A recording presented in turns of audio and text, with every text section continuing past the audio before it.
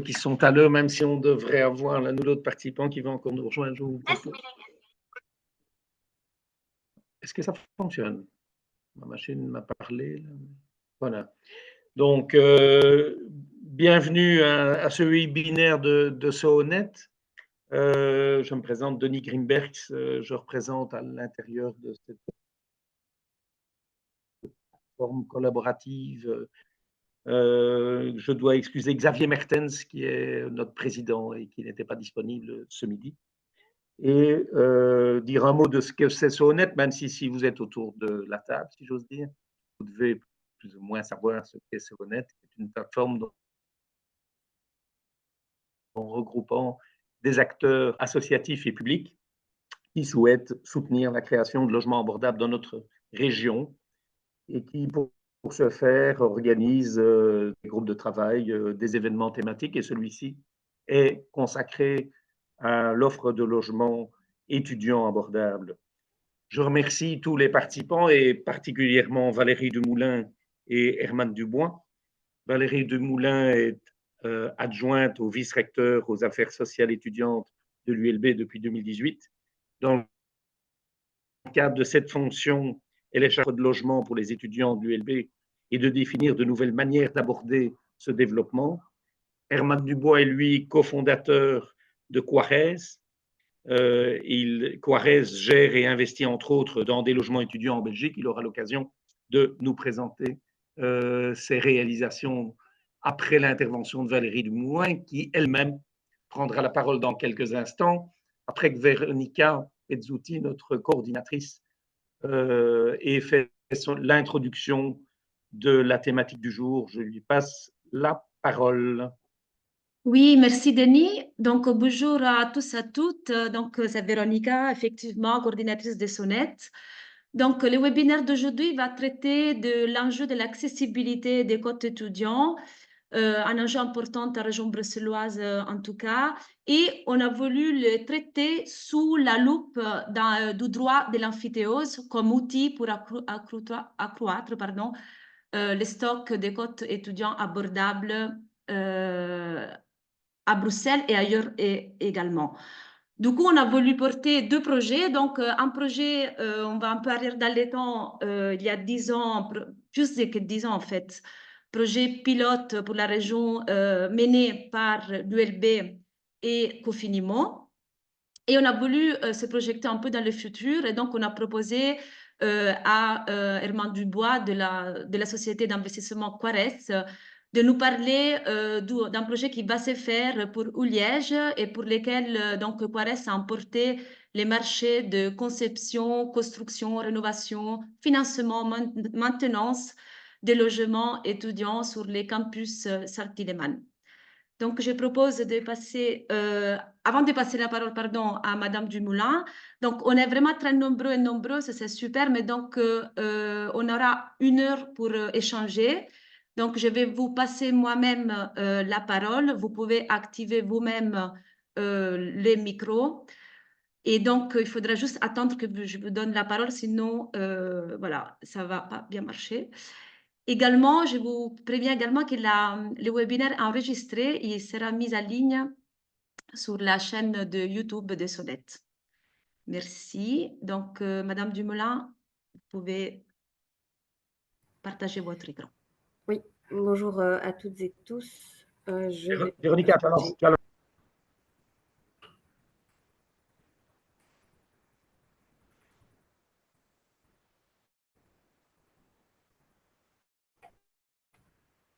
Denis, si tu voulais dire quelque chose, on ne t'a pas entendu. Ton micro est coupé.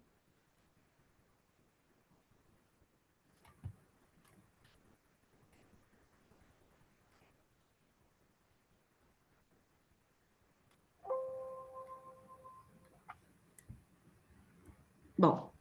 Madame Dumoulin, vous pouvez commencer. On voit bien votre PowerPoint. Ok, moi je ne vois plus personne, donc n'hésitez pas à m'interrompre si jamais il y a des questions en réaction sur ce que je dis ou je présente. Je vais commencer par un petit aperçu du logement étudiant à l'ULB.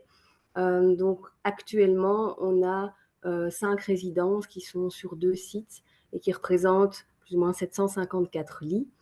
Donc, on en a 4 autour de notre site du Solbosch et 2 sur notre site à Erasme. Nous avions jusqu'il y a 2-3 ans aussi des résidences sur le site de la Plaine, mais celles-ci étant vétustes, nous avons dû les fermer et détruire le bâtiment, et le terrain sur lequel étaient ces bâtiments a été repris pour un projet d'un bâtiment de recherche et d'enseignement pour l'école polytechnique qui va bouger du Solbosch vers la Plaine.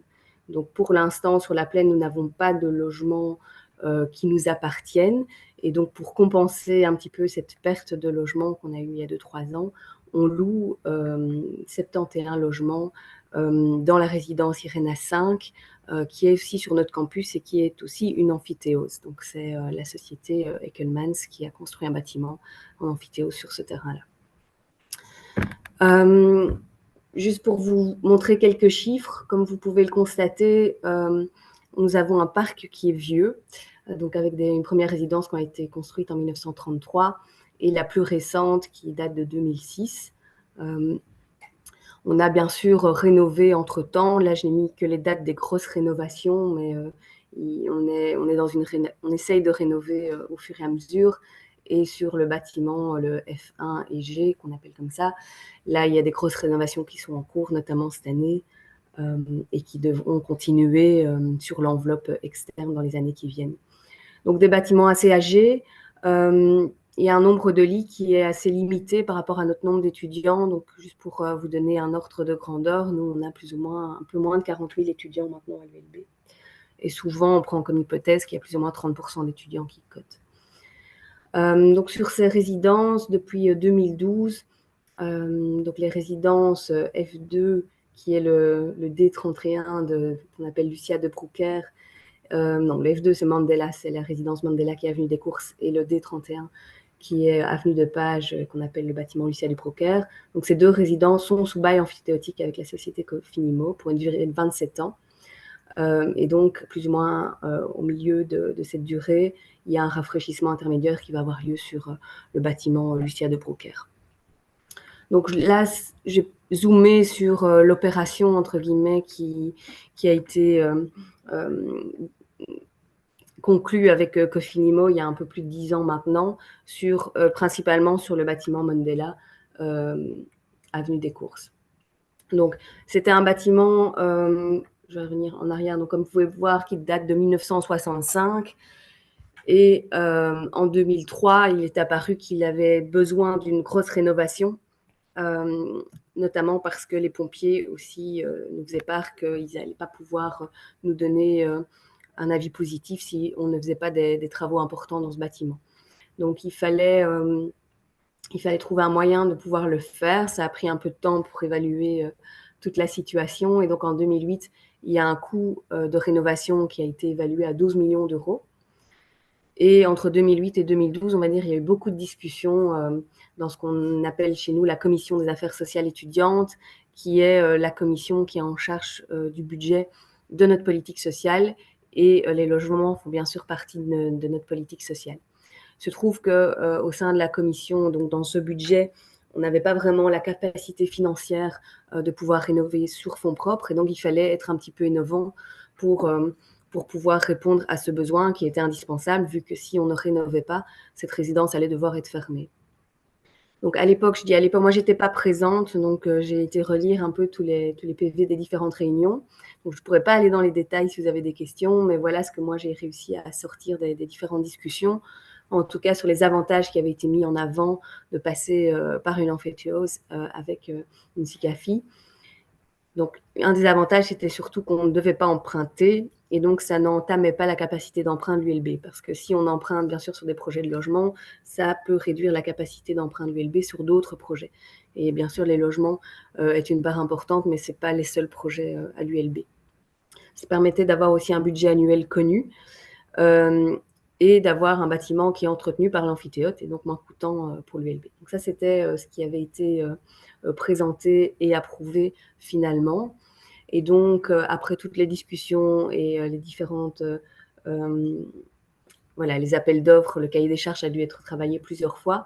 Il y a eu un accord qui a été conclu avec Cofinimo, donc sur une amphithéose de 27 ans, avec en retour l'allocation des immeubles, donc des courses Mandela et de Page Lucia de Broucker, et pour lequel Cofinimo était aussi en charge du service de maintenance et des rafraîchissements intermédiaires, comme je le disais, à mi-parcours de l'amphithéâtre.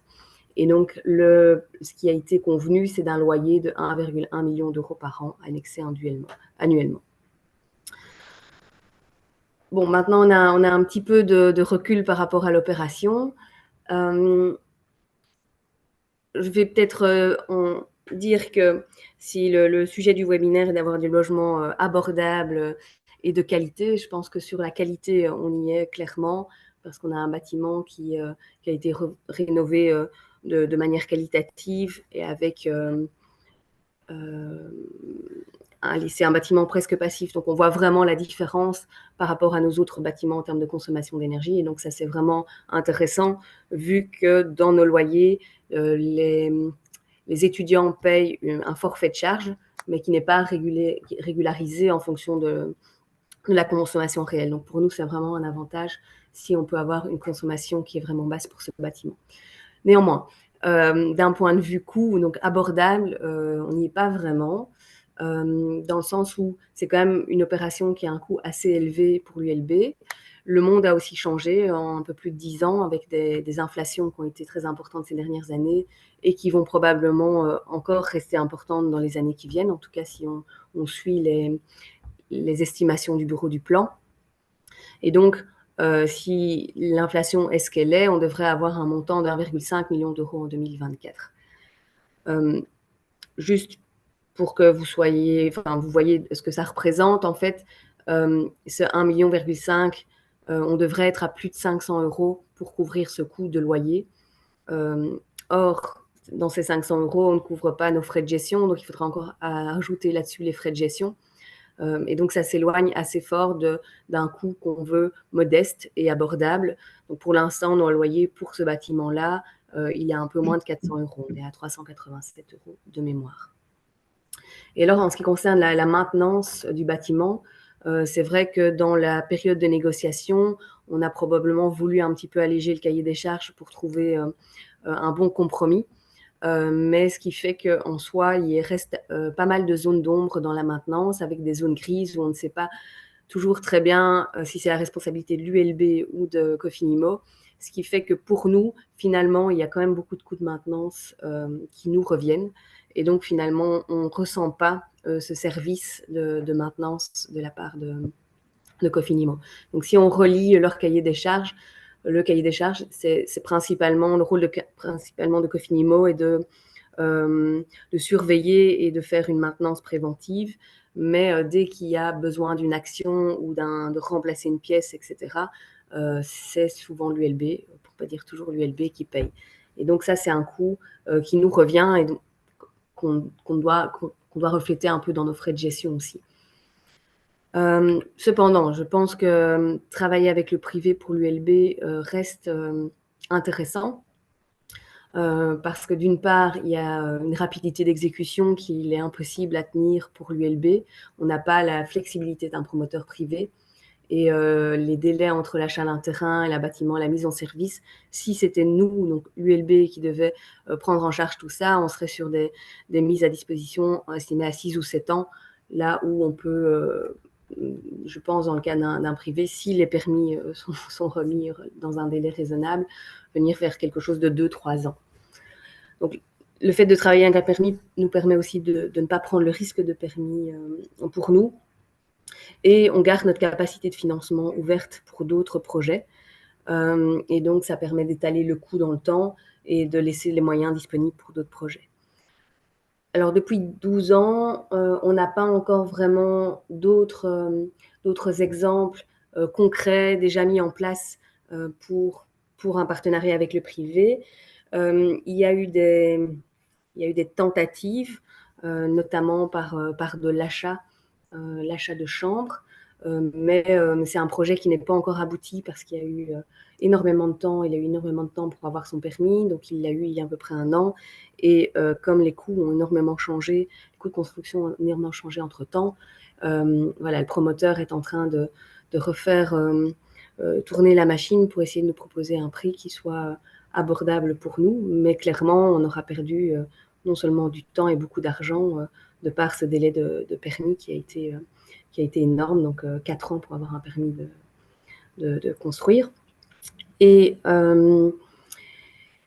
alors, c'est aussi tout récent et donc on n'a pas de recul. Là, on s'est lancé dans la location à des promoteurs qui ont repris des maisons de repos. Donc, il y a pas mal de maisons de repos qui ont dû fermer à Bruxelles car elles n'étaient plus rentables. Et donc, on est venu vers nous pour voir si nous étions intéressés. L'avantage, c'est qu'il n'y a pas de demande de permis spécifiquement quand c'est des maisons de repos qui ont bien un permis pour du logement, à partir du moment où on garde la structure du bâtiment et le nombre de chambres. Donc, ça va beaucoup plus vite et le fait de travailler là aussi avec des promoteurs privés permet d'avoir des bâtiments qui seront déjà normalement mis à disposition en septembre. Et donc, on va pouvoir augmenter notre capacité relativement vite. Voilà, c'est tout ce que je pensais vous dire aujourd'hui. Je ne sais pas, Véronica, si on laisse les questions pour la fin ou si je réponds déjà à des questions maintenant. Non, je propose que du coup, on passe à la présentation d'Herman et on lance les débats après. Comme ça. D'accord, merci. Merci à toi.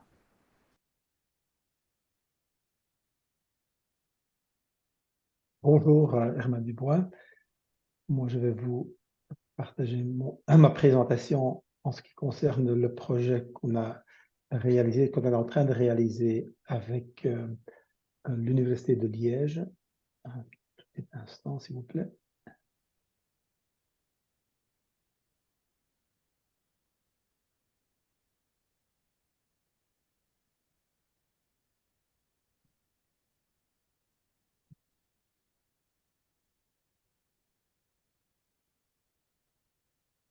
Voilà.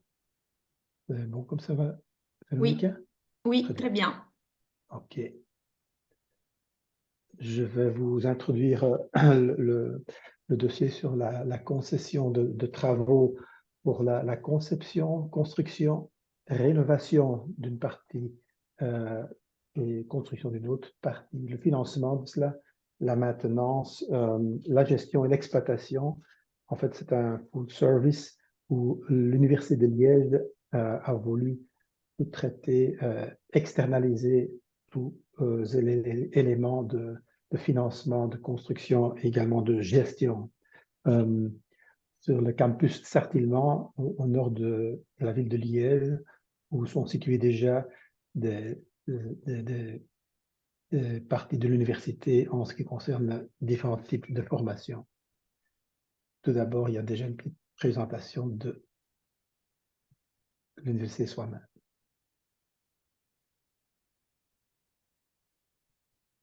Ah, on n'entend pas les sons.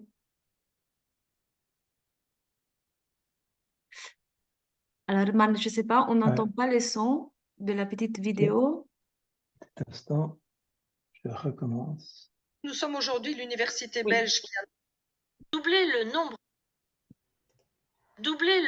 de logements étudiants sur le campus du Sartillement. C'est le projet de l'université de Liège qui a pour objet la rénovation des 410 logements existants et la construction d'un nouveau bâtiment de 400 logements. Nous sommes aujourd'hui l'université belge qui a le moins de cotes par étudiant. Il était indispensable de pouvoir augmenter notre offre en la matière, en particulier en matière d'attractivité internationale pour permettre à des étudiants Erasmus et des chercheurs étrangers de pouvoir venir chez nous. Le côté social pour nous est vraiment extrêmement important. C'était un des objectifs majeurs du projet, offrir des logements à moindre prix à des étudiants, en particulier dans la précarité.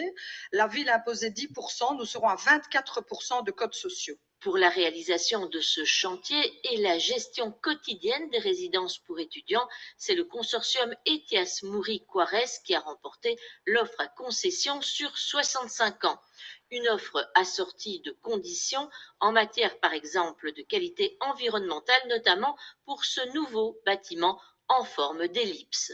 Nous allons construire un bâtiment qui va profiter de la déclivité de la rue des Haumes, de manière à l'intégrer au mieux dans le quartier. Évidemment, c'est un bâtiment qui aura une empreinte carbone la plus limitée possible. C'est pour ça notamment que nous avons prévu un système de pompe à chaleur. Et nous allons évidemment employer des matériaux durables. Studio, appartements, code communautaire, avec un total de 810 logements, il fallait également revoir la mobilité sur le site pour les étudiants, mais aussi pour la quiétude de l'écoquartier tout proche. Nous allons construire 173 emplacements de parking complémentaires à l'arrière du bâtiment. Mais également, nous allons privatiser la rue des Haumes de manière à supprimer le stationnement sauvage actuellement. Et le troisième élément, c'est que nous allons construire 240 emplacements en vélo et améliorer toutes les circulations entre le bâtiment, le nouveau bâtiment et l'Université de Liège. Un programme urbanistique qui respecte également les codes couleurs élaborés par l'architecte historique du campus, Claude Strebel, le tout agrémenté d'espaces paysagers. C'était une petite présentation qui a eu lieu lors de l'attribution du marché qui a été communiquée, je pense, début de l'année dernière. En fait, c'était un marché public que l'université avait lancé en 2021 et où il y a un cahier de charge de plus ou moins de 200 pages qui a été rédigé, sur laquelle les candidats pourraient répondre et être candidats pour obtenir une concession sur 65 ans et avec un droit d'emphytéose octroyé aux concessionnaires depuis la signature et jusqu'au moment de la fin de la concession pour 65 ans. La mission était une mission complète. La question de l'université au niveau, je le répète, la conception, non seulement des travaux de rénovation, mais des éléments de construction pour la nouvelle partie, le financement de cet ensemble, la maintenance et l'entretien des bâtiments et des abords, et la gestion et l'exploitation, dont la location aux étudiants et les autres occupants déjà existantes et à créer.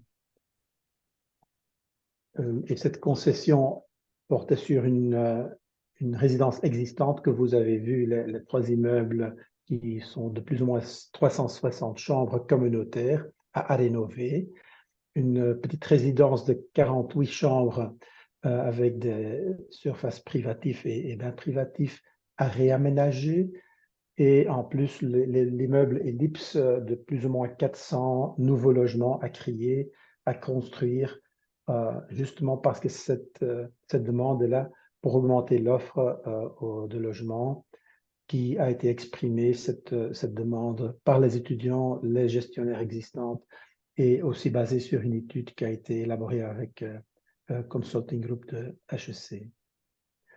En plus des logements, il y a les abords et à revaloriser et à aménager. Non seulement la partie communautaire et fonctionnelle au niveau habitation, il y a aussi des fonctions d'accompagnement à créer au niveau salle communautaire, salle détente, salle de travail, des services à offrir aux étudiants et même éventuellement des commerces de proximité. Ça a été le concept global élaboré par l'université, pour laquelle visuellement vous avez ici le campus, où dans la zone jaune il y a déjà les immeubles existants, en partie bleue la partie déjà construite, le petit immeuble de 48 unités, et l'immeuble à construire combiné avec l'immeuble existant ou juste à côté, dans cette zone tout près de l'écoquartier résidentiel et ici le campus de l'université sur Sarthe-Ilmont. Et vous avez une vue d'immeubles à développer où actuellement le permis est encore en phase d'étude et la demande a été introduite récemment où on essaie d'obtenir ce permis cette année-ci. Dans l'appel d'offres, dans ce marché public, il y avait pas mal d'exigences requises par l'université, non seulement au niveau de la composition d'équipe, il y avait une équipe d'auteurs de projets, il y a bien évidemment un entrepreneur général qui fait partie de l'équipe, un maintenancier AGAC, un développeur promoteur de projets immobiliers spécialisés dans ce type de logement et un gestionnaire de logement pour étudiants faisait l'équipe qui a été demandée par l'université. Au niveau des critères d'attribution, les éléments clés, les trois premiers qui font plus que 50% de points à gagner touchent à des aspects financiers. Et le plus important était le prix de location proposé par le consortium, 35 points. Le plan financier, au niveau de son contenu et des hypothèses, 20 points. Le canon n'a que 5 points à ce stade-là. Et en plus de cela, il y a les critères qualitatifs, urbanistiques, paysagères, architecturales, durabilité, 15 points. Et la programmation, la mixité des types de logements et la cohésion avec les services d'accompagnement, 20 points. Plus un programme d'exécution, suivi de projet, exécution pour le reste de 5 points à gagner par les consortiums qui étaient intéressés.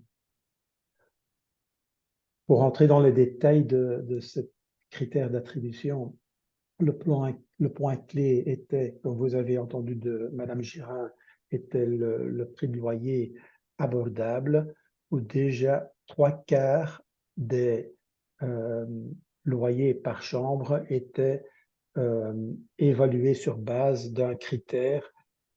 Pour gagner 35 points, le loyer était de l'ordre de 310 € par mois, tout compris. Comme vous voyez, le prix de location était toute charge eau, électricité, Wi-Fi, mobilier, TVA, tout compris. Maintenant, on parle de l'année 2021. Entre-temps, les indices ont également fait évoluer ce niveau de loyer, mais quand même, pour être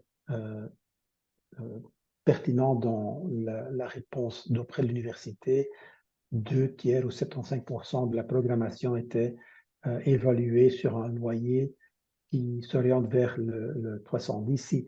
Si on va vers les 550 € par mois, tout compris, on avait 0 point. Ça a été un élément clé pour avoir un loyer abordable. Et en plus de cela, il y avait une exigence de la ville d'avoir minimum 10% soumis aux baux sociaux, comme ça a été déterminé par la ville de Liège, lesquels qu'on a vraiment même dépassé. Et comme vous l'avez entendu, c'est à presque 1/4 de chambres sociaux dans la programmation. Et c'était deux critères d'attribution. Le deuxième critère d'attribution, ce qui touche aux finances, c'est le plan financier avec des informations clés et pertinentes pour avoir une rentabilité non seulement au niveau des revenus, mais aussi au niveau des frais d'exploitation, avec des justifications d'un ensemble de données financières à fournir à l'université pour être évalué au niveau de la viabilité, l'élément de réaliser le plan financier était excellent, important aussi à démontrer. Le canon même pour l'utilisation du terrain et récupérer les immeubles existants qui étaient en stade vraiment de dégradation, mais quand même encore exploitables, et qui a un permis de locatif, un permis de location, pardon, encore à gérer jusqu'au moment du début de la rénovation. Le canon même était défini à un minimum de 4,6 millions, mais si on n'arrive pas à dépasser ce montant-là, là aussi, on n'avait pas de points, même si on pourrait faire une prix plus élevée, les points n'étaient pas très importants, c'était n'est que 5 points à gagner en plus dans ce concours. Je ne vais maintenant pas rentrer dans les éléments qualitatifs et autres. Il y avait 15 points à gagner, mais au niveau de la programmation, c'était quand même un niveau important. Pour gagner 20 points, il y avait la mixité, la qualité, la fonctionnalité des propositions de type de logement dans les immeubles existants à rénover et à réaménager, mais également dans le nouveau immeuble à construire qui était conçu juste en un seul immeuble. Et au niveau des fonctions d'accompagnement, là aussi, il y avait 10 points à gagner au niveau de salle de lecture, espace détente, laverie, coaching, d'avoir une mixité sociale. Là, c'était un point important aussi à nos architectes et aussi à notre équipe d'exploitation pour avoir des environnements agréables pour vivre et créer un environnement social des étudiants. Et le dernier critère d'attribution, c'est-à-dire la planification, là aussi est plutôt marginal dans l'attribution.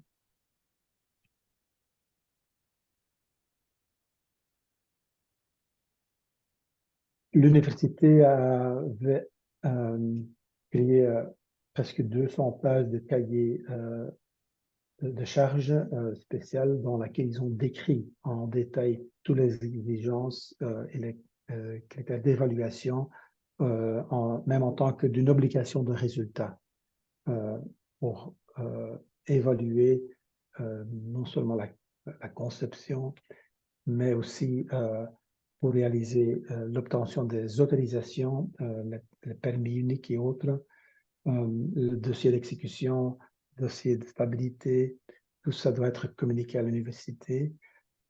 Même la réalisation des travaux va être supervisée et les autres éléments sont assez pertinents et des répétitions, lesquelles que j'avais déjà citées au début de cette petite présentation. Maintenant, au niveau des exigences de l'exploitation de ces logements, sur la durée complète de 65 ans, là, ils ont non seulement demandé de gérer ça au cours de 65 ans en tant que bon père de famille et de s'engager au maintien en bon état et l'entretien des aménagements pendant toute cette durée, des bâtiments, mais aussi des espaces intérieurs privatifs, collectifs, communs et toutes les technicités, et les abords, les voiries, etc., à gérer comme bon père de famille. À nous de mettre en œuvre que les moyens sont disponibles et d'assurer que la sécurité, le maintien soit à niveau pendant toute la durée de cette concession. L'obtention du permis de location est notre devoir et ça, avec la ville de Liège, mettre en évidence pendant toute la durée de cette concession et même au-delà de cette période d'exploitation, à la fin de la concession, l'université entend récupérer des installations qui sont fonctionnelles encore et directement exploitables, et aussi d'ailleurs que le permis de location est encore en cours au moment de la récupération des biens et d'avoir une période de validité d'au moins 2 ans après la fin de la concession. C'est vraiment aussi un objectif de résultat à la fin de la concession.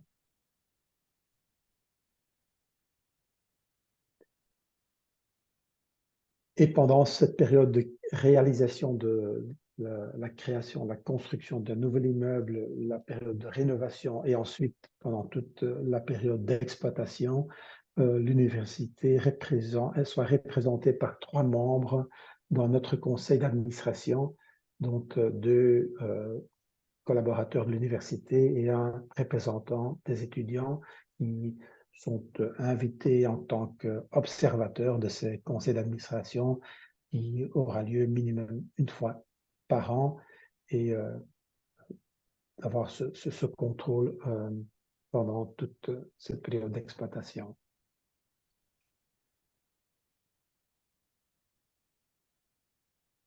Et je termine avec quelques petites images de publications de presse qui ont eu lieu non seulement par l'université même début de l'année dernière, après la finalisation de cet appel au marché et l'attribution à le regroupement Etias Muri Juarez, qui a aussi fait l'objet de quelques publications locaux où ils ont annoncé la croissance de logements, de doubler le niveau de logement de 400 à presque plus que 800 logements d'ici l'année 2027, le moment que tout soit réalisé, non seulement la partie nouvelle construction, l'immeuble ellipse, mais aussi la rénovation des 3 immeubles existants réalisés dans les années 70.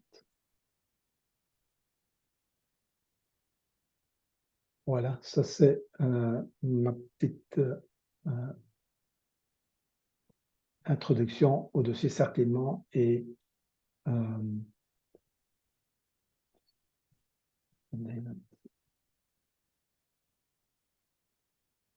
Merci Herman. Très bien, on est tout à fait dans le temps. Il y avait un commentaire déjà sur la chat, mais avant cela, je voulais passer la parole à la directrice de la YES étudiante, Madame Philippe. Bonjour Floriane. Voilà, pour une petite réaction par rapport aux 2 présentations. Bonjour et merci pour l'invitation pour me passer la parole. Alors moi, suite à ces deux présentations, les 2 premières réactions que je voudrais avoir, mais peut-être d'abord dire en 2 mots la ISE, ce que c'est. Donc, on est une agence immobilière sociale, comme il y a, je veux dire, toute une série d'agences immobilières sociales en région bruxelloise et dans les autres régions d'ailleurs. Et donc, on fait, comme les autres AIS, le rôle d'intermédiaire entre des propriétaires privés et des candidats locataires ayant besoin d'avoir accès à un logement, mais n'ayant pas les moyens, vu leur faible revenu, d'avoir accès au logement privé. Sauf que nous, notre spécificité, c'est que nous nous adressons uniquement à un public étudiant et que nous avons donc dans notre parc immobilier uniquement des logements étudiants, soit des chambres avec des parties communes ou des studios. Et donc, par rapport aux 2 présentations qui viennent d'être faites, le premier point qui me semble peut-être intéressant de relever, c'est souligner effectivement, alors, on en a parlé au niveau de l'ULB, mais d'une façon plus globale, la nécessité d'avoir plus de logements étudiants abordables en région bruxelloise. Pour vous donner juste un petit exemple, on a actuellement dans notre parc locatif 400 unités de logement, plus ou moins, et qui sont toutes occupées. Et on a actuellement une liste d'attente ce matin qui était à 103 candidatures, en sachant que ces candidatures, j'ai retiré de cette liste ceux qui veulent un logement à partir de mai, de juin ou de septembre. Donc, on est vraiment juste avec 103 dossiers de gens d'étudiants qui ont besoin là, tout de suite, maintenant d'un logement. Sachant qu'on parle d'étudiants dont le revenu ne peut pas dépasser 27 000 euros bruts par an, le leur ou ceux de leurs parents. Donc, on est vraiment avec des personnes qui ont très, très peu de revenus. Et donc, voilà, on voit déjà là qu'entre ce qu'on peut proposer, nos 400 logements, et notre demande actuelle, alors qu'on n'est même pas en période de rush, parce que notre période de rush, ça va de juin jusqu'à novembre, au moment de la fin de l'année, du début de la rentrée, on n'arrive déjà pas en fait à répondre à la demande pour des personnes qui ont vraiment des revenus très, très, très, très bas. Donc, il y a aussi toute la gamme de personnes qui qui ont des revenus bas, mais pas très bas, et qui ont besoin aussi d'avoir accès à un logement abordable, mais qui ne sont pas dans notre champ d'action à nous.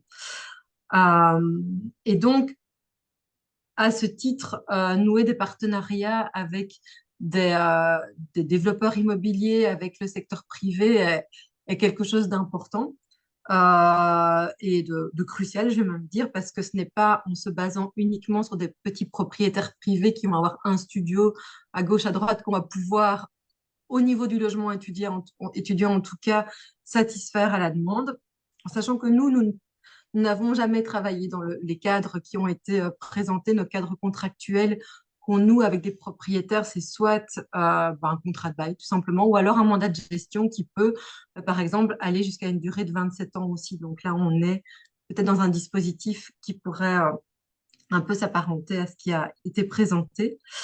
Et le deuxième enjeu qui me semble vraiment important et sur lequel ce serait intéressant de pouvoir discuter, c'est l'importance quand on met en place ce type de partenariat d'avoir un partenariat équilibré. Valérie l'a abordé dans sa présentation et je trouve que c'est vraiment un point important où chaque partenaire, que ce soit ici la ISE, un développeur immobilier ou une institution universitaire, puisse y trouver son compte et aussi que ce partenariat prenne en compte les spécificités, les réalités, les besoins de chacun. Par exemple, au niveau de la ISE, nos forces et ce qu'on peut faire, c'est faire de la gestion des locataires, vraiment. Proposer les avantages fiscaux des AIS en termes de garantie de paiement des loyers, de dégrèvement du précompte immobilier, de la levée de certaines charges urbanistiques. Penser qu'on va pouvoir, en tant que petite structure subventionnée, assumer une gestion locative complète comme ce que du privé peut faire, ça par contre, c'est tout à fait impossible. Et voilà, là, pour moi, c'est quelque chose d'important à mettre sur la table, de se dire, OK, comment est-ce qu'on construit ces partenariats équilibrés, en fait. Merci Floriane pour voilà, ces commentaires. Donc, Madame Davro, Caroline Davro d'Habitat et Rénovation aussi avait un commentaire qui a mis sur la chat. Caroline, tu veux... Oui, bonjour. Merci déjà à tout le monde pour les présentations. Donc, moi, je suis Caroline Davreux d'Habitat et Rénovation. Donc, on est une association active en région bruxelloise, mais notamment à Ixelles. Et notamment, on l'espère bientôt, dans le contrat de quartier Petite Suisse qui se trouve autour de l'ULB. En fait, oui, alors... On est par ailleurs une agence immobilière sociale, mais pas étudiante. On est par ailleurs aussi membre du réseau Habitat et donc on soutient les propriétaires dans leurs projets de rénovation, hein, surtout les propriétaires précaires dans leurs projets de rénovation et dans les obligations qu'ils vont devoir respecter d'ici quelques années. Et on soutient aussi les locataires dans tous leurs problèmes liés au logement. Et d'ailleurs, pour ça, à Ixelles, on participe à la plateforme ixelloise du logement mise en place par la commune. Et donc, c'est vrai que le commentaire que je faisais, c'était suite à ce que disait Madame Dubois, pardon, je me trompe peut-être, Dumoulin, pardon, sur l'aspect des charges et puis de l'aspect du logement HPE. C'est vrai qu'on peut imaginer que dans un logement HPE, on diminue grandement les charges énergétiques, mais nous, avec le réseau Habitat, on a mené un projet pilote et maintenant, en fait, on mène ce projet sur du plus long terme avec un subside de Bruxelles Environnement. C'est vrai qu'on peut constater que le lien n'est pas toujours à faire puisqu'il dépend grandement de l'usage qu'en fait le locataire, mais aussi de l'entretien qu'en fait le gestionnaire. Et donc, ce projet mené par des associations, donc on va dire entre guillemets indépendantes, aide les gestionnaires d'une part à gérer leur logement HPE, mais aide les locataires de manière collective et individuelle à l'utiliser convenablement et donc à tirer le bénéfice en fait que ça doit être. Mais c'est vrai que si on a pu constater, enfin ce projet d'ailleurs est issu de constats que quand on l'utilise mal, les charges peuvent augmenter parce qu'il va y avoir une série de problèmes techniques liés à la mécompréhension en fait, de ce genre de technologie. Qui sont liés au bâtiment passif. Donc, c'était ça mon commentaire. Mais j'en profite, hein, comme j'ai la parole. Je suis contente de rencontrer Madame Philippe de l'agence immobilière sociale étudiante, car sur XL et peut-être donc dans le cadre du contrat de quartier Petite Suisse, on imagine avec l'ULB justement développer éventuellement une recherche et action autour du mal logement étudiant. Et donc, je comptais prendre contact avec vous prochainement. Mais donc, voilà déjà un premier contact. Mais je reviendrai vers vous prochainement. Merci. Oui, merci Caroline. Donc, en attendant, donc, si vous avez d'autres questions par rapport aux présentations, vous pouvez lever la main parce que pour le moment, je ne vois pas des mains levées. Il y a Denis déjà, sinon j'avais aussi une réaction, mais je te donne la parole, Denis. Tu peux mettre ton micro. La note, on l'a déjà reçue, elle est déjà... Vas-y, Denis. Alors, mon micro fonctionne? Oui. Mon micro fonctionne? Oui. Très bien. La caméra pas, mais c'est pas grave. Ah, oui, peut-être bien aussi. Voilà, j'avais deux questions, moi. La première question, elle est en fait aux deux présentations sur la question de la gestion locative.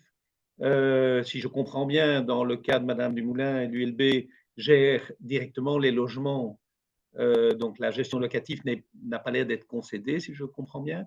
Alors que si je comprends la présentation de Monsieur Dubois, l'Université de Liège a confié la gestion locative dans le marché de concession. J'aurais voulu voir si dans cette hypothèse,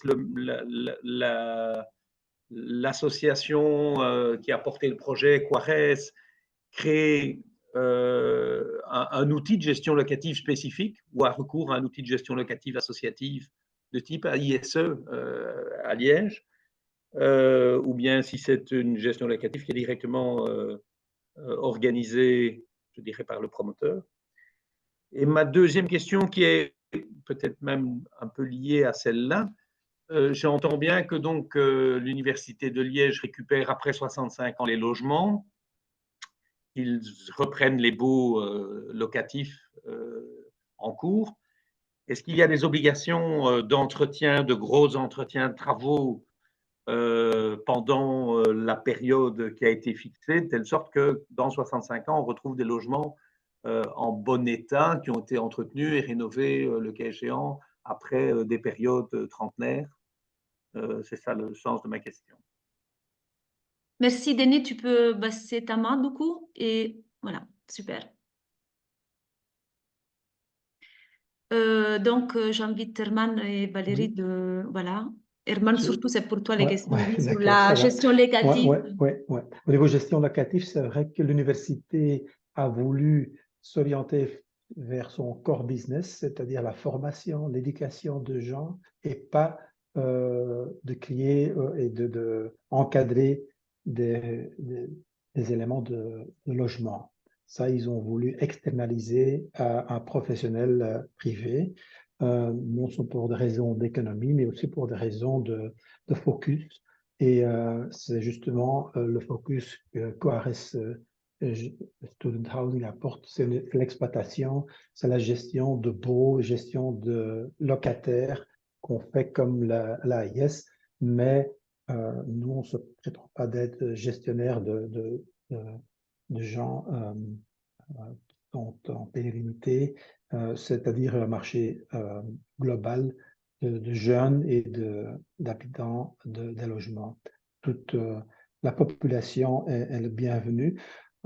Pour vous citer qu'on est là dans un marché de location ou dans une activité libre d'offres et de demandes avec des règles du jeu au niveau des baux rédigées par non seulement la ville pour la partie sociale, mais aussi au niveau de la législation globale régionale de gestion de baux d'étudiants qui ont été élaborés par la région. C'est notre métier, c'est notre core business, la gestion, Et je pense que là, on est partenaire idéal pour des universités qui ont une gestion de formation, d'éducation comme focus. Ça, c'est la partie gestion, qui est un métier où il y a des équipes, des outils qui sont pertinentes, qui sont non seulement utilisés pour un seul site, mais pour des multiples sites qui sont aussi au niveau des économies d'échelle, des équipes et des outils rentabilisés et value for money le mieux qu'on peut trouver dans un marché compétitif d'ailleurs. Au niveau de l'exploitation des immeubles et la remise en état ou les garder en bon état, c'est vrai que c'est une obligation de résultat de l'université de les récupérer les immeubles en bon état de location. Et là, il y a des règles à nouveau de la ville et de la région au niveau qualitatif à respecter, mais aussi un cahier de charge qui a bien décrit à quel niveau de qualité il faut les mettre pendant la période des 65 ans et aussi atteindre un but pour la fin et remettre les immeubles après 65 ans d'un état, je ne veux pas dire neuf, mais en bon état de location au niveau sécurité, confort et autres, en fonction de la législation en 2080, je réfléchis, 2020, non, 2090, plus ou moins, la fin de la concession. On verra bien ce que ça donne, mais ça, à nouveau, fait partie de ce plan financier qu'on a dû émettre à l'université pendant la compétition et aussi d'avoir des éléments justificatifs pour démontrer que c'est un plan viable. Et pour peut-être ajouter à ça, comme réponse à Madame Philippe, au niveau de ce partenariat équilibré, ce que nous avons appris, que la transparence et la communication entre différentes partenaires, non seulement publics et privés, mais aussi tous les autres conseillers qui ont fait partie de cette étude vaste, que la transparence et la motivation de l'un et de l'autre d'élaborer sur ce type de programme financier a aidé à trouver cet équilibre et ce compromis entre les différents partenaires pour arriver à un résultat. Et dans cette-là, il y a deux éléments clés qui sont très importants, c'est-à-dire que on a deux marchés devant nous. C'est un marché de location, de loyer, d'offres et de demandes au niveau des prix de loyer. Ça, c'est un challenge. Deuxième challenge, comme l'immobilier est très, ça demande beaucoup de capitaux, il faut aussi viser les marchés financiers, l'offre et demande de l'argent, le coût de l'argent.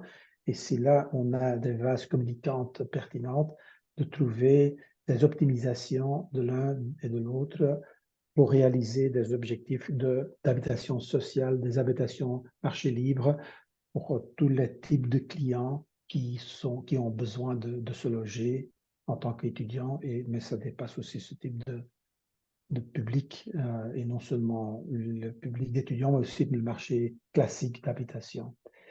Et je le répète, c'est la transparence, c'est la communication, un livre ouvert qui a fait qu'on a trouvé cet équilibre pour quand même réaliser 24% de logements sociaux et en plus de ça, 50% de logements abordables et avoir encore un quart de logements marché ouvert, marché classique. Mais je vais vous laisser réagir. Merci. Merci, Herman. Donc, Caroline Davro, tu as levé les mains? Oui, j'ai une question pour Monsieur Dubois, cette fois-ci, suite à ce qu'il vient d'expliquer. J'ai peut-être été distraite, hein, donc alors excusez-moi, mais sur l'amphithéose de 65 ans, est-ce que dans le plan financier, il est intégré, en fait, la rénovation du bâti? Parce que c'est vrai qu'on souvent on dit, voilà, la durée de vie d'une rénovation, quoi, c'est 30 ans, plus ou moins. Est-ce que, du coup, dans le plan financier, il y a bien tenu compte de grosses dépenses qui pourraient avoir lieu à un moment donné, quoi. Ouais, tout à fait. Déjà, à ce stade-ci, l'immeuble est vraiment très dégradé et cette grosse rénovation fait partie du plan financier et est déchiffrée déjà pour être exécutée en 2026, après la construction de la nouvelle immeuble. Et dans la foulée, dans les 65 ans à venir, il y a des phases intermédiaires pensées par les ingénieurs pour être à nouveau remis en état avec des rénovations lourdes pendant cette période de 65 ans. Ça aussi fait partie du plan financier. OK. Ce n'est pas une boule de cristal, mais c'est quand même basé sur une étude approfondie des ingénieurs et partenaires de cette équipe. Très bien. Donc, il n'y a pas pour le moment d'autres questions. Moi, j'en avais une aussi pour toi, Herman. Donc, tu as beaucoup parlé du principe de transparence, de l'importance de prévoir des clauses, etc., pour une bonne partenariat public-privé. Tu as cité dans la présentation le fait que 3 membres du CA de Liège vont être intégrés dans le conseil d'administration de Quares. Et je me demandais quels étaient les autres outils, par exemple, je ne sais pas, pour le contrôle que les loyers sociaux soient appliqués, que en fait, toute votre redevabilité soit respectée et contrôlée par Liège. Voilà, je m'arrête là. Non, exactement. C'est l'exigence de l'université d'être partenaire du conseil d'administration en tant qu'observateur, c'est justement pour vérifier que tous les éléments de l'offre qu'on avait émis, non seulement en phase de construction, en phase de rénovation, mais aussi, surtout en phase d'exploitation, sont respectés, c'est-à-dire les fameux loyers sur lesquels on va gagner les points pour gagner le marché, que c'est vraiment respecté parce que non seulement il y a des éléments de contrôle, il y a aussi des pénalités ou même des ruptures de l'amphithéose, skit concession, si on ne rentre plus dans ces éléments clés qui ont fait partie de l'attribution du marché. Ça, c'est un élément de contrôle continu, en fait, pendant la phase de création et la phase d'exploitation.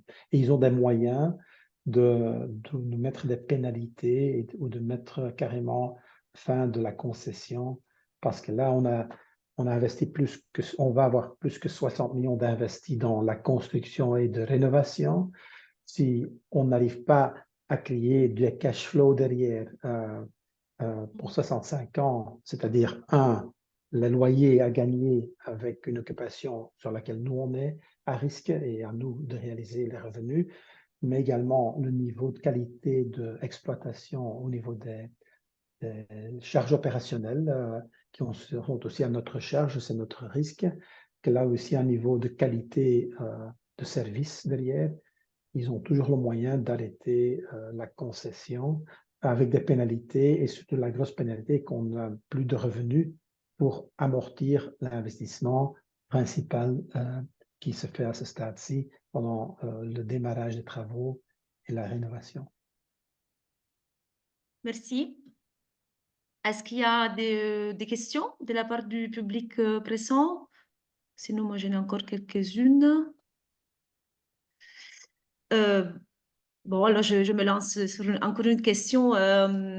Toujours pour toi, Herman, je me demandais quel était le taux de rendement interne que Quares a évalué et pour se lancer dans ces grands projets.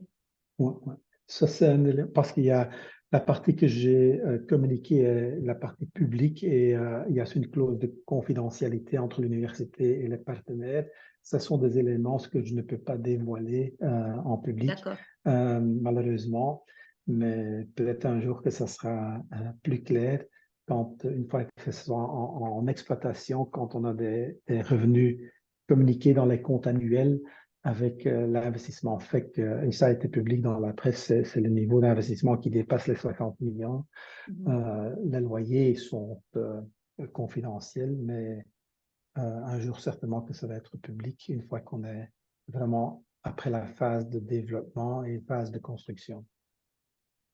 Très bien, mais Mais du coup, c'est là. pour vous dire, il y a les marchés, et au niveau de la transparence, les marchés financiers sont assez transparents. L'époque, quand on a gagné le mandat, on n'avait pas encore une augmentation de taux d'intérêt d'application, c'est-à-dire en 2022. Et là, les niveaux de risque à prendre sont bien aussi reflétés dans les capitaux activés. C'est une combinaison de rendement sans risque plus le risque pris, risque de location, risque de développement, risque d'exploitation, qui fait un prime de risque qui sont de l'ordre de 4% plus ou moins. OK, à l'ordre de 4%. Ben, merci beaucoup. J'avais encore peut-être 2 questions. Je ne vois pas des mains levées, donc je peux continuer peut-être avec 2 questions encore. Donc, une question pour Valérie. Je me demandais du coup si dans les projets futurs, l'ULB envisage de nouveau de refaire des marchés avec cet outil de droit d'amphithéose qui était, voilà, qui est pas encore assez bien exploité probablement en région bruxelloise. Et alors, encore une question pour Herman sur la place dans la gouvernance générale de ces projets, quelle place a l'étudiant? Parce que, par exemple, quand on a des projets avec les AIS, il y a un mandat de gestion entre le gestionnaire de logement en AIS et la personne qui loue. Et donc, dans ces mandats de gestion, il y a toute une série de choses qui peuvent être prévues. Et je me demandais du coup si cette question de la place de l'étudiant est déjà incluse dans la réflexion de la gestion des futurs logements. Je commence peut-être à répondre. Oui, enfin moi je pense que le droit d'amphithéose, enfin, on n'est pas contre à l'ULB. C'est pas parce qu'on a une expérience qui ne nous convainc pas totalement qu'on est contre. Et je pense que c'est un moyen comme un autre de trouver un équilibre entre notre besoin en termes de logement et les capitaux qu'on n'a pas. Donc je pense que oui, ça pourrait être encore quelque chose à étudier et à mettre en place.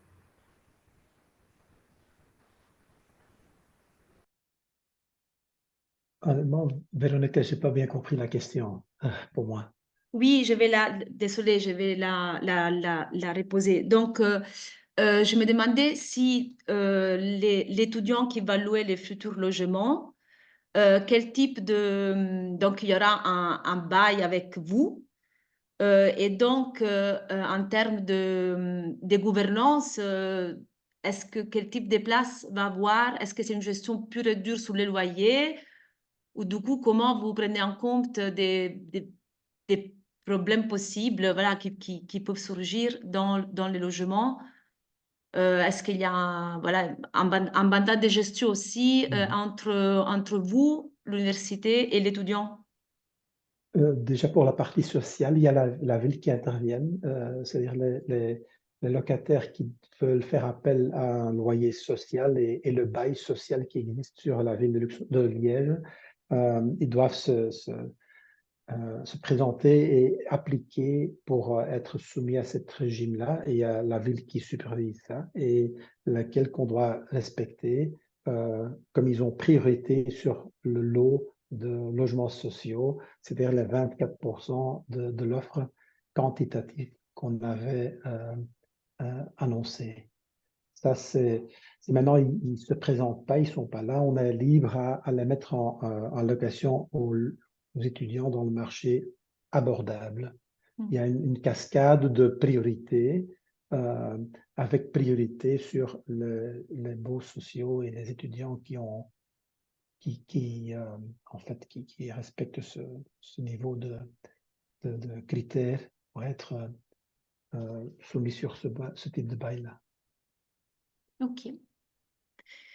Ce n'est pas nous qu'on est libre à juger, à louer ce qu'on veut. Il y a tout un mécanisme, régime à respecter avec, à nouveau je répète, avec l'université qui ont leurs règles du jeu actuelles, ils vont certainement le répéter, mais la ville surtout a une claire approche à ce type de location. Merci, c'est très clair. Donc, est-ce que quelqu'un a des questions encore? Non, mais du coup, on peut... Donc, je ne sais pas si Denis, il est là pour un mot de clôture. Mais je ne crois pas, parce qu'il y avait...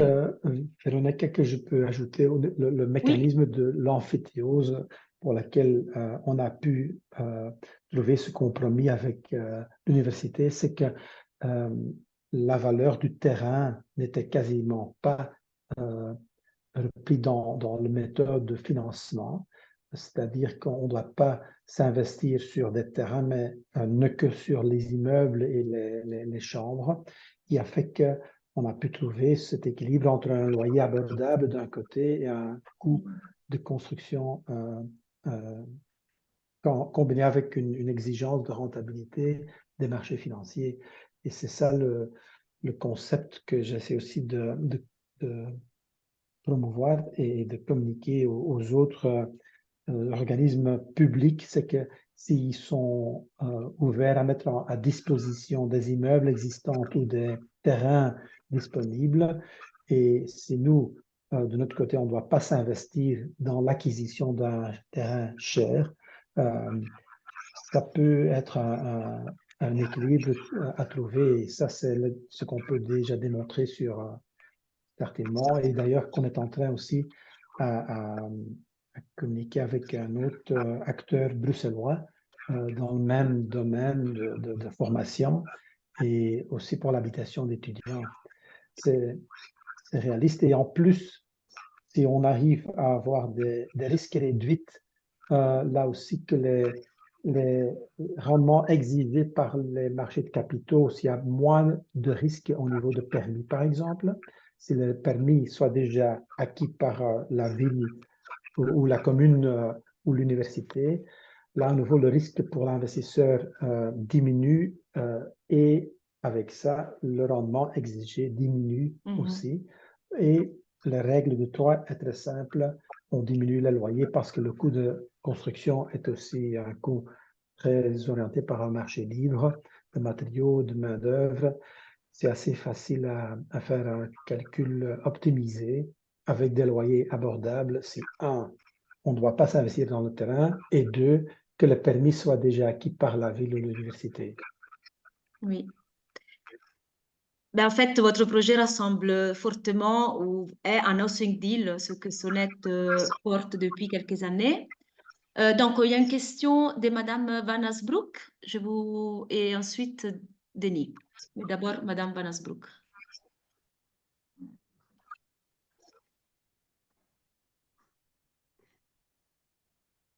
Vous nous voyez?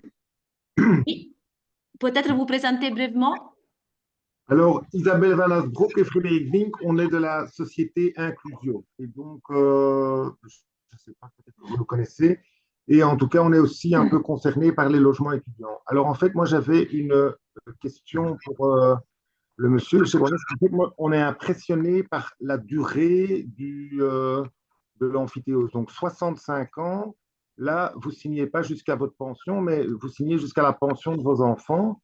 Alors, moi, je voulais savoir comment est-ce que vous réussissez à en fait tout intégrer sur une aussi longue durée, comme par exemple la possibilité de changement de législation, parce qu'on sait par exemple qu'en 2050, avec les nouvelles normes climatiques, est-ce que ça a été intégré? Imaginons que demain, on dise, comme il y a eu en région bruxelloise, on ne peut pas indexer les loyers sur des bâtiments qui n'ont pas de bonne performance énergétique. On a vu aussi récemment le prix de l'énergie qui, je suppose, chez vous, doit être inclus dans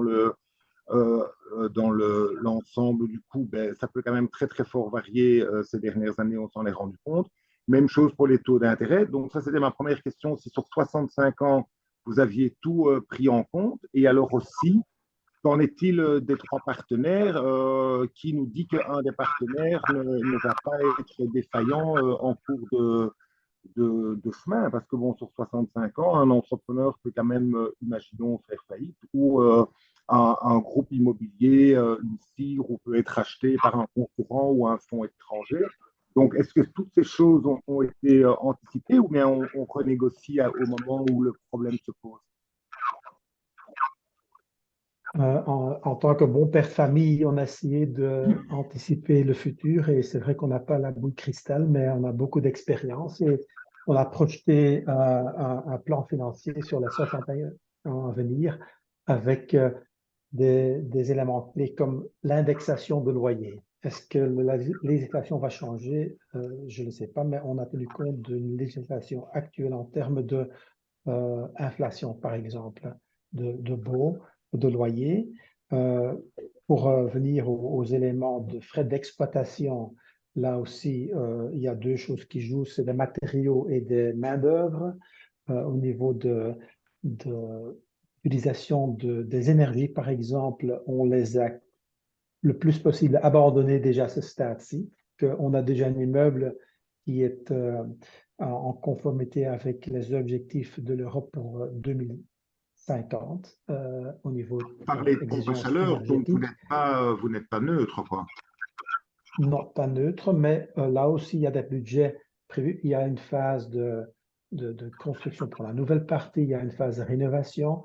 C'est là aussi qu'on a prévu des budgets d'amélioration, de grosses rénovations au courant de la durée. Pendant les 65 ans, il y a non seulement les frais d'exploitation, mais aussi des budgets de rénovation intermédiaire basés sur des études théoriques des ingénieurs, mais c'est vrai que c'est pas sûr que ça se voilà, et donc là, c'est ma question.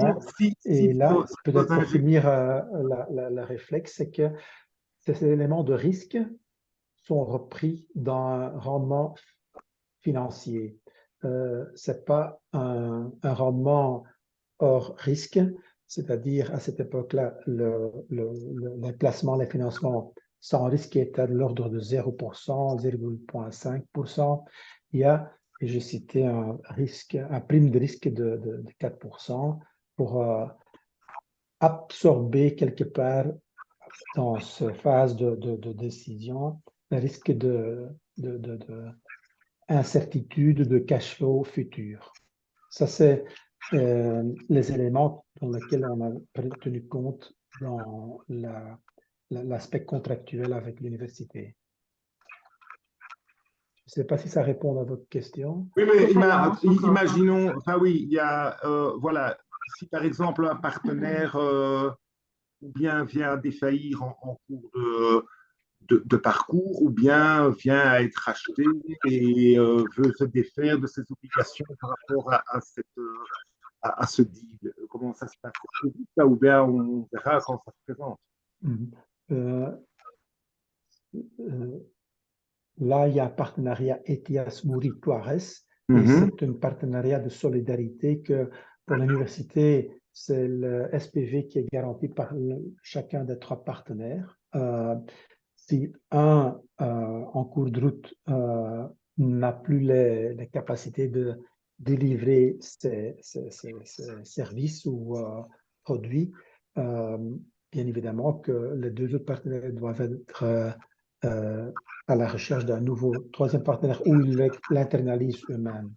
Mais c'est vrai qu'au niveau de la construction, le partenaire Muri a surtout un job à faire dans les 3-4 premières années à venir, c'est-à-dire la construction, la rénovation, c'est sa valeur ajoutée. Quares est plutôt exploitant et vit surtout le très long terme. Pas pour mes enfants, parce qu'ils ne seront pas dans la société, mais surtout pour mes collègues et la condition de la société. Et maintenant, ETIAS, en tant que société belge de l'État, est-ce que l'État belge est à risque? Certainement, mais je ne connais pas le niveau de risque. Ok. Il y a des Denis? éléments de risque à évaluer et on en a tenu compte le plus possible, mais si on doit prévoir que le ciel tombe sur notre tête, il n'y a rien qui se fasse Non, dans non, le monde mais que le ciel privé. tombe sur notre Ça, tête, c'est ça une c'est évaluation à faire. qu'une société immobilière se fasse racheter ou soit défaillante, ça c'est plus que probable. Enfin, la probabilité est plus... Dans la vie d'une société, c'est tout à fait probable et que dans la continuité de société, là aussi, il faut que chacun respecte ses obligations et ses droits dans une continuité d'une société, d'une vie d'une société. Ça dépasse ma vie. Alors, je vous propose, parce que je pense que les points, voilà, Herman a bien répondu. Du coup, Denis, tu avais une intervention également. Oui, juste d'abord encore une question à propos du projet U-Square. Je suis étonné que du côté de l'ULB, Madame Dumoulin ne nous dise pas si l'ULB est On t'a perdu, Denis, le son. Je sais pas. Donc, tu étais étonné côté de l'ULB pour U-Square, que l'ULB ne... Voilà, essaye à reconnecter le micro ou à écrire sinon la question sur la chat aussi, c'est possible.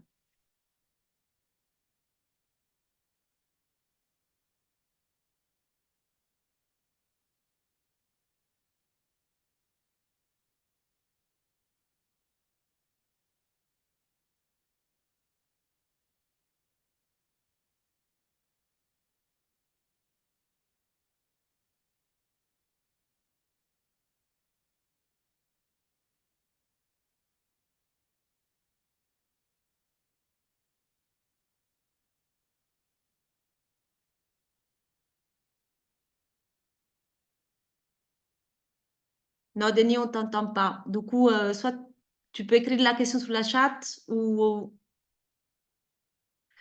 Et s'il y a d'autres questions, on peut les prendre en attendant la question de Denis.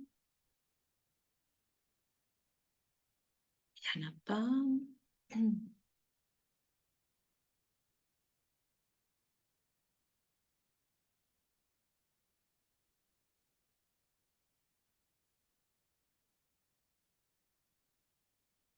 Bon, la question de Denis n'arrive pas. Du coup, s'il n'y a pas d'autres questions, je propose voilà, on peut clôturer et remercier tout le monde. Donc, je regarde juste bien qu'il y a... On a perdu Denis. Bon, je propose que du coup, c'est dommage. Je ne sais pas la question de Denis sur pour les projets U-Square. Peut-être s'il y avait, je m'avance un peu anticiper la question de Denis, mais s'il y avait un projet aussi de travailler par un marché comme Liège avec une amphithéose et la mise en place d'un projet immobilier avec un privé. Peut-être c'était ça la question de Denis. Oui, j'imagine. Alors, on avait lancé un appel d'offres pour des associations de promoteurs privés avec des gestionnaires aussi, en mettant un prix maximum qui nous semblait raisonnable. Donc, c'est un projet conjoint ULB-VUB, hein, pour rappel. Mais finalement, dans les deux projets avec lesquels on a continué à discuter, on n'arrivait pas à un équilibre entre justement le coût que ça allait coûter pour le promoteur et enfin le consortium, on va dire, et pour l'ULB et la VUB. Et donc, on a décidé d'arrêter le processus et de laisser, donc, sur le projet des casernes, on travaille avec la société, enfin l'asso qui est la Société d'aménagement urbain, qui est un organisme de la région. Et donc, c'est eux qui vont prendre le risque, entre guillemets, de développer le projet, de faire la demande de permis, etc. Et puis ensuite, on verra comment on fait pour la suite, pour la gestion en tant que telles des chambres? Est-ce que c'est les universités qui rachètent ou qui louent, ou est-ce que on passe par de la gestion privée? Ok, Voilà, en gros, je ne suis pas dans le détail de ce projet-là. Je pense que ma collègue est là, mais je ne sais pas si elle veut prendre la parole. Mais sinon, en gros, voilà ce qui s'est passé. d'accord, merci. S'il y a une réaction de la collègue de Madame Dumoulin. Mais, donc Laurence Hendrix, chef de projet pour YouSquare, pour l'ULB et la VUB. Valérie a bien résumé. En fait, entre le moment où on a publié le marché et le moment où les offres sont sorties, le contexte mondial avait changé et les montages financiers qu'on avait imaginés, avec notamment un paiement final important, n'étaient plus possibles. Et donc, on ne parvenait pas à atteindre un équilibre qui nous permette de tenir les loyers socialement abordables. Et donc, de fait, l'ASSO, la Société d'aménagement urbain, qui est là aussi, je vois, reprend la main pour développer ce projet. En parallèle à ça, les universités vont essayer d'aller chercher un financement pour pouvoir racheter le projet au moment de l'obtention du permis. Donc, voilà. Merci. Et donc, je lis le commentaire de Denis, effectivement, qui nous dit, donc la SAU pourrait lancer un housing deal. Donc, un housing deal, c'est le projet phare des sonnettes qu'on essaye de mettre en place à la région bruxelloise et qui a concrètement ce que Herman Dubois a présenté aujourd'hui. Et donc, appel à la SAU pour lancer un housing deal pour la réalisation de logements via une amphithéose. Donc, à suivre au prochain épisode, on va voir hein, si la SAU s'élance dans ce type de réflexion. Donc, s'il n'y a pas d'autres interventions, on peut clôturer. Denis, je ne sais pas si je te revois, si tu veux donner un mot de clôture, si ton micro fonctionne à nouveau, et sinon je le donne, sinon je le fais. Non, donc je vais le faire. Donc, merci à tout le monde. Merci à Valérie Dumoulin et Herman Dubois pour cette présentation. Merci pour les réactions.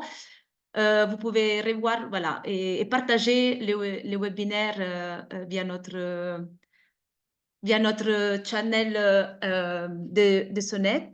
Et à très bientôt, j'espère. Au revoir. Merci, au revoir. Merci, au revoir. Merci, au revoir.